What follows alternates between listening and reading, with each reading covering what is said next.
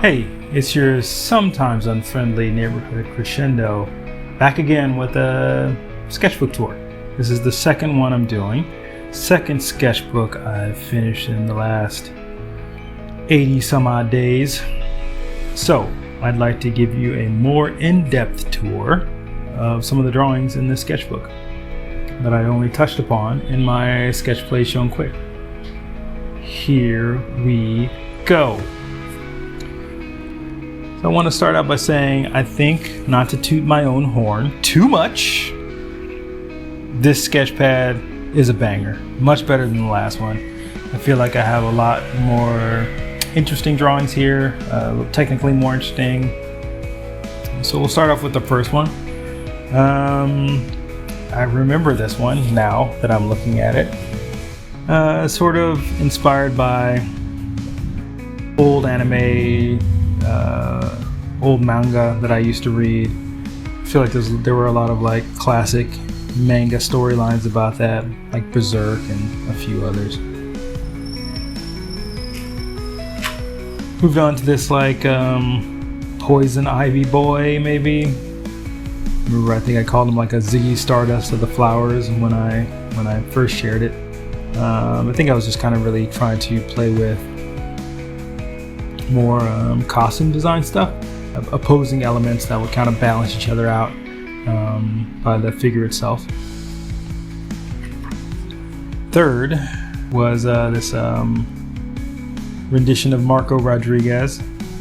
Been looking at a lot of fighting game videos this year, so I kind of got fixated on a few characters, and one of those was Marco Rodriguez, formerly known as Cush Nude Butts, which I found pretty hilarious at the time.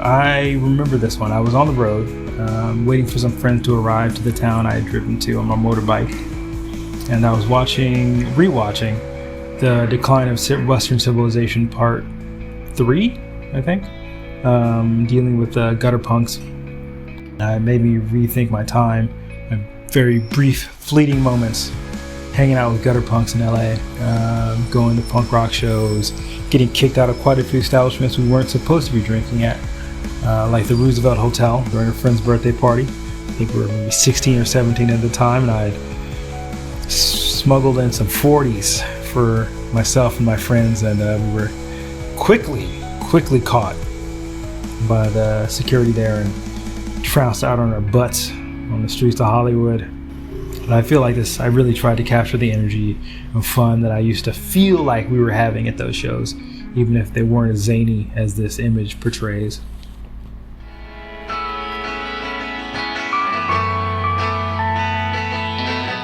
Speaking of my love for Masamune Shirow, this is definitely inspired by Appleseed. I think this girl is very much a Dunan. I think that's how you pronounce her name. And this large rat is maybe inspired by Teenage Mutant Ninja Turtles plus Briarios.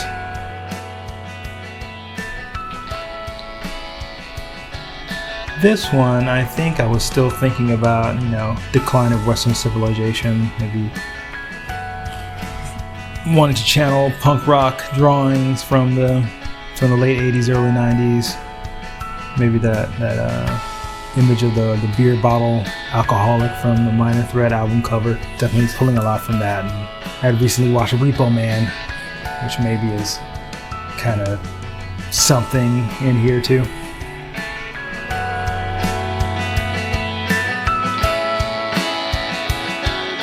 Again, oh, here comes my cat. Cat is here. The cat needs to get out of my tour. Come here.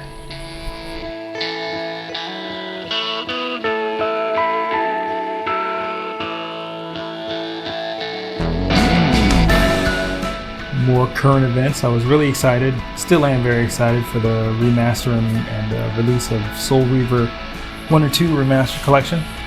It's mixing a few different elements, and of course there's the Kane here. As the monster he came to be, with Raziel here, willing to suck up your doggone souls, pulling down his little hoodie. Though, also felt like I needed a third character, so I included the edgelord 90s sexy vampire lady from Blood Omen 2.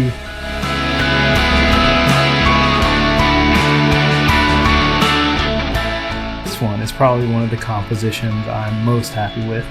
I think this girl is fun and iconic. This rage quit girl, I remember back to the days when I was playing console games as a youth, and I would get super mad at Nintendo Hard and Genesis Hard levels that would just kick my butt all afternoon, all weekend, making me want to just throw my controller and break it into 1,000 doggone pieces at Ninja Gaiden or Castlevania or something that was currently chapping my hide.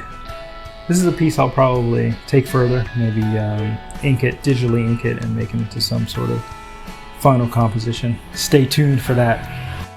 This one I also like. I feel like it's not as iconic as your Rage Quit Girl, but it's a fun piece. It's a monster Pietà with a zombie teddy bear being held by slime girl Mary Magdalene, and a very Pyron looking devil in the background breaking his chains, being let loose by the death of Teddy Bear Jesus. Can I say that? Is that offensive? Teddy Bear Jesus died for our sins.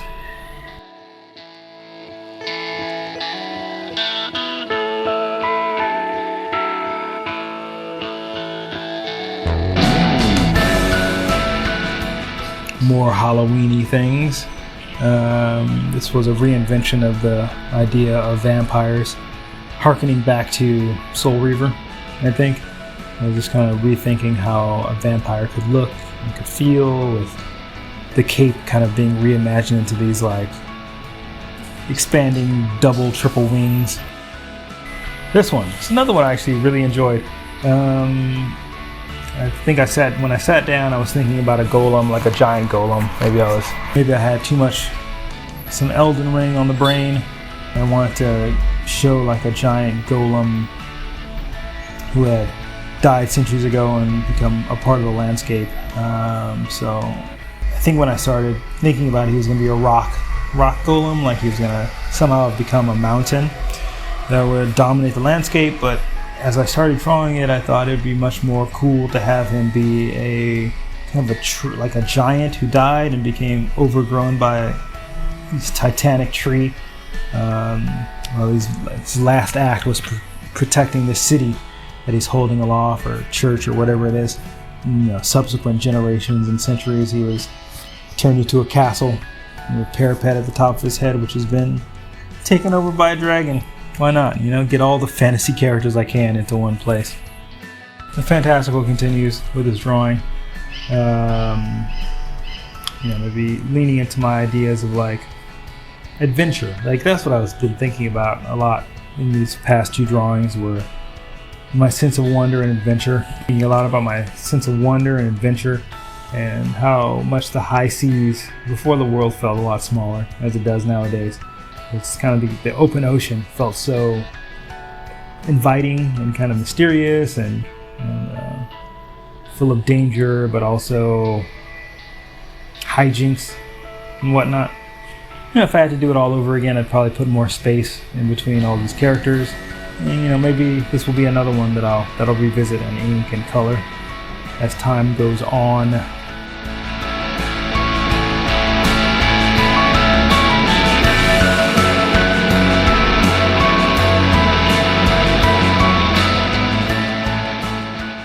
Thinking about kind of like my time growing up in LA, and like I think a really special time when there was so much music going on and so many musical cultures like melding. Maybe that was specific to me and like where I went to school, and the groups of friends that I had, that we all kind of listened to very different types of music. Like, a lot of my friends were listening to hip hop. I was listening to punk and metal and some hip hop, and a lot of these faces were inspired by people I grew up with, people in the musical scenes that I knew, like, and they're kind of brash, sometimes introspective, kind of demeanors and faces and everything. Yeah, nostalgia, memory, times growing up,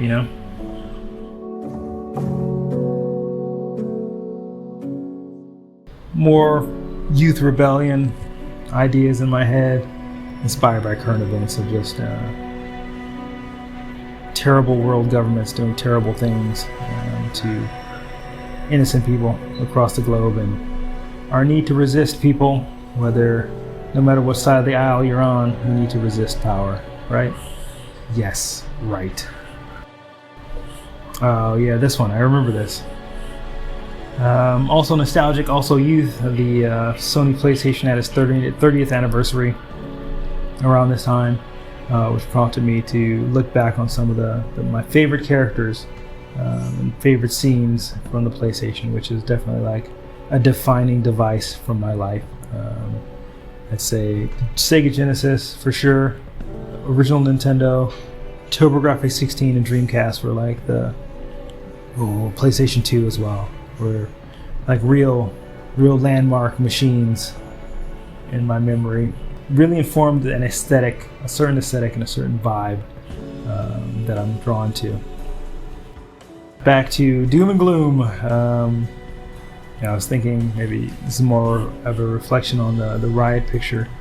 I think a few days later I'd listened to the old Morrissey song, The Lazy Sunbathers, and sometimes seeing the comments of people on the news is what they think about war and violence and genocide in the world, and their lack of real concern about it made me think of that song, The Lazy Sunbathers. It talks about people who don't really want to hear about the bombs crashing in the background and the children being killed in foreign lands. They just care about keeping the noise down low and securing their spot in the sunlight as they get their tans and enjoy their cocktails.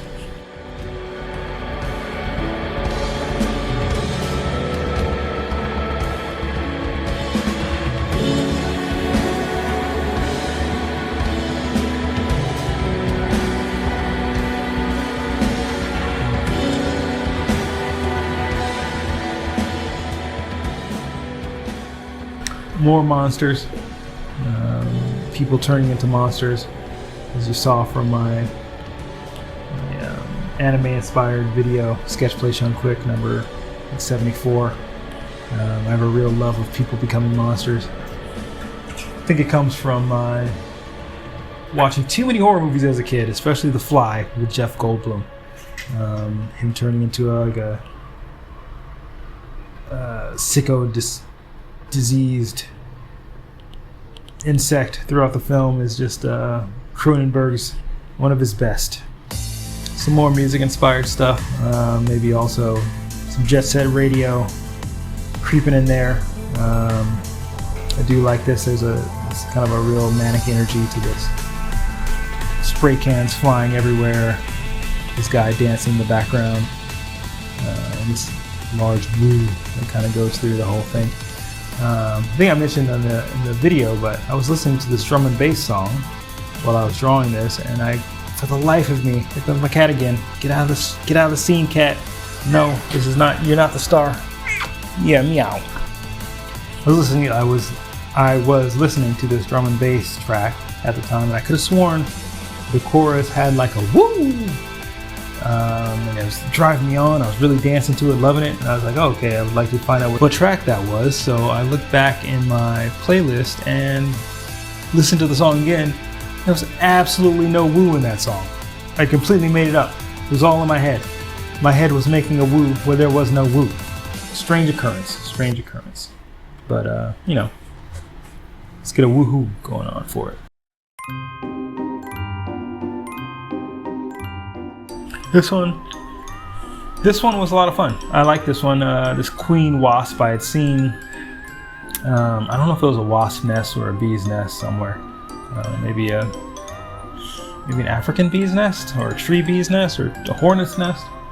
And I really thought it looked like those ruffly collars ladies used to wear in the medieval times or something. I thought it'd be great to have that as the ruffly collar for a highfalutin lady, but she is also a living hive for bees and wasps.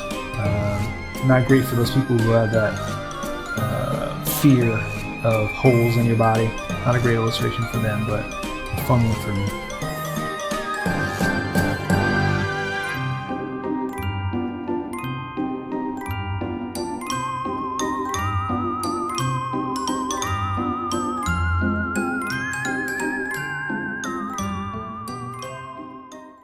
When I was a kid, I loved Narc. I loved the hell out of that game. My favorite, one of my favorite arcade games ever made. Ultra violent, ultra silly. Kind of really coincided with my love of vigilantes and overlapped with elementary school brainwashing and Dare, where you know the only good dealer was a dead dealer. So you got out there and just destroyed the streets. Silly game, but still fantastic and fond memories. Corrupted mermaids. These guys were a real treat to draw. I like music. If you didn't know that from hearing me talk about it throughout this video and past videos, now you know. Punk here, and metalhead Hesher there, and modern disco girl there, and fun goth, maybe a little bit of mod back there, but I'm always celebrating music in some way in the drawings that I make. Another expression of my love for music. I don't like disco, but I like the idea of discos. I like the idea of a dance floor drug-fueled bacchanalia that I feel like the 70s and Studio 54 were. So here's my reconstruction, my memory of how it might have been, and how I might have loved it. I really like this very 90s high school pose. My sketch play, I thought they looked like the Garbage Pail Kids if they had grown up and gone to school in the 90s. There's Squirrel Boy here, hanging out with Croc Johnny and Shark Lass back there. I wish I'd given her braces. I feel like she needs braces. She's got that kind of I've got braces energy, and I'm not ashamed of them. So maybe if I redo this one, I'll give her braces. I think that would be fun.